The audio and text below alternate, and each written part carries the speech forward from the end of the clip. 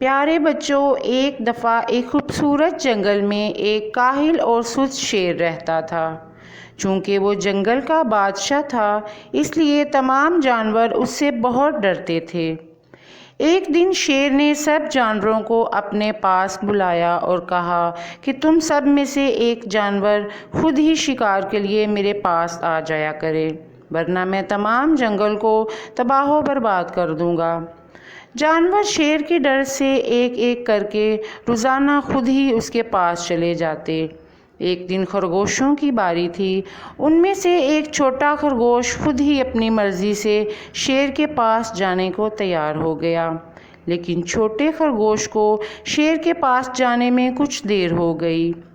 شیر کو بہت غصہ آ رہا تھا۔ جب چھوٹا خرگوش وہاں پہنچا تو شیر نے اس سے غصے سے پوچھا کہ اتنی دیر کیوں لگائی ہے؟ خرگوش بہت عقل مند تھا۔ اس نے شیر سے کہا، بادشاہ سلامت، مجھے راستے میں ایک اور شیر مل گیا تھا جو بالکل آپ ہی کی طرح ہے، اور اس نے مجھے دھمکی دی ہے کہ وہ مجھے کھا جائے گا۔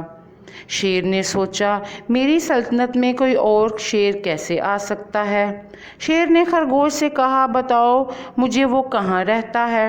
خرگوش نے کہا، آپ وہاں تک پہنچنا چاہتے ہیں تو آپ میرے پیچھے پیچھے آ جائیں۔ خرگوش شیر کو ایک پرانے کنویں کے پاس لے گیا اور کہنے لگا کہ شیر اسی کنویں میں رہتا ہے۔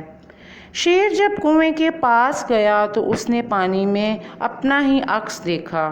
وہ اسے ایک دوسرا شیر سمجھ رہا تھا اور اس نے اس پر زور زور سے گرجنا شروع کر دیا۔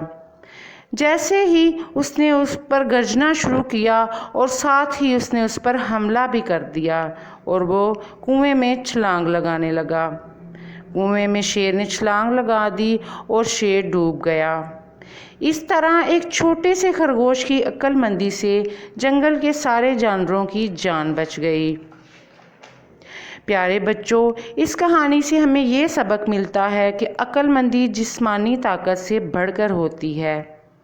دیکھنے میں خرگوش ایک چھوٹا سا جانور ہے، لیکن اس نے اپنی عقل مندی سے تمام جانوروں کو بچا لیا۔